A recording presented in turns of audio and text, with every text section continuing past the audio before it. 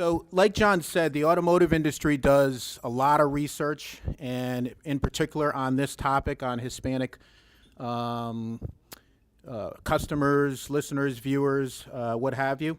And Nissan is a big indicator for us on this. So, this packet right here, if everybody could just make sure that they have this, this is the one that's in your red folders there. And on the front is Fred Diaz, who heads up Nissan's marketing for the Hispanic category. And there's a lot of really, really good information in there, not just for the automotive category, but for whatever business you're in.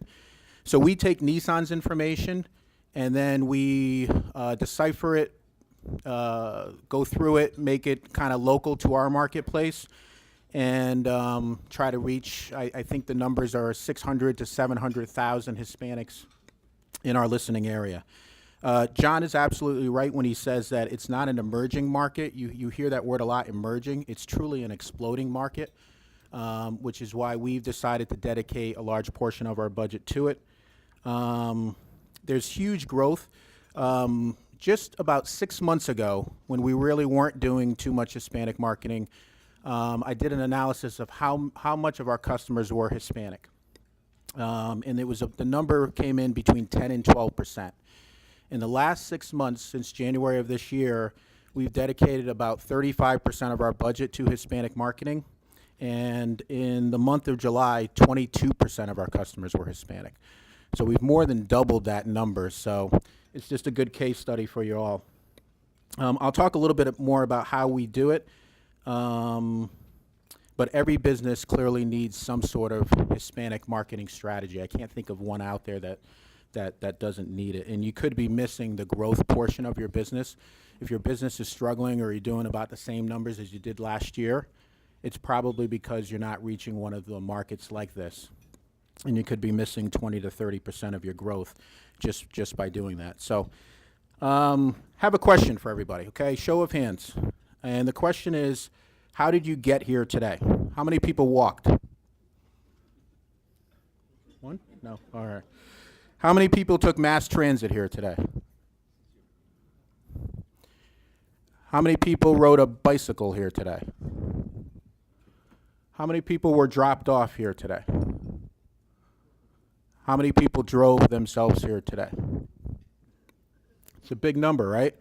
So my point is that cars have really become important to people. It used to be a luxury to have a car. Even for your 16 or 18-year-old son, it used to be a luxury.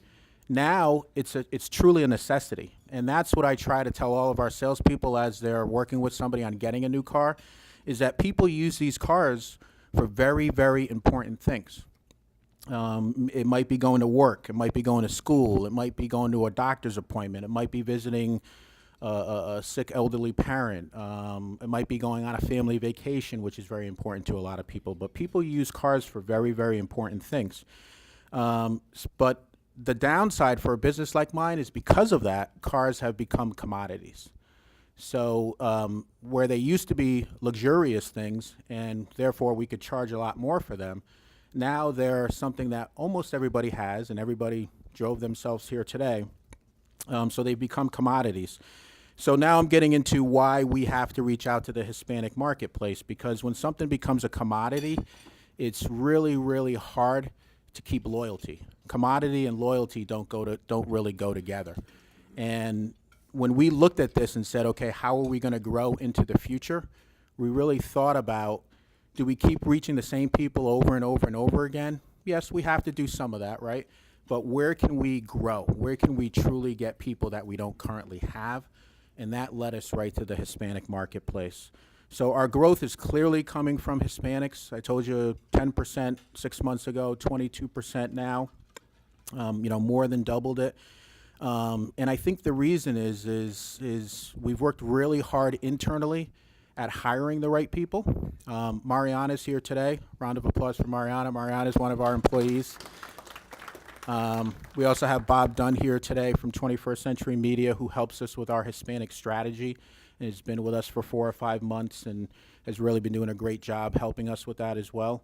But then internally, we've hired the right people. So when you call Middletown Nissan, if you want somebody who speaks Spanish right from the very beginning, you'll get someone. When you're greeted at the front door, if you want somebody who speaks Spanish, you'll get someone. When you're being shown a car, I have 4 Spanish-speaking salespeople. When you go into delivery with a finance manager, I have 2 Spanish-speaking finance managers. And then finally, when you're delivered, which is what the position that Mariana holds, you'll have a Spanish-speaking delivery person to help you get into the car, call your insurance company, all of those things. So from start to finish, you'll have somebody who can speak your language, make you feel more comfortable. But the 2 reasons why, again, I think we really need to reach out to this marketplace, all of us, is from what I've seen, Hispanics are very, very family focused, extremely family focused. And that's a great thing, because along with that, they're very, very loyal. And although cars are commodities, and maybe what you guys sell or do in your businesses can seem like commodities every day, Hispanics can become very, very loyal customers. And once you treat them right, you make them feel comfortable, there's a trust built there, there's a lot of referral business that comes from that, and then you can custom tailor your marketing toward that. So with that, I don't know where I am with time, or if we have time for questions now, or okay, we can do questions at the end. Thank you, everybody, and I do have some stuff here for everybody too. Thank you. Bomba FM, variedad explosiva. Bomba, boom, boom, boom, boom.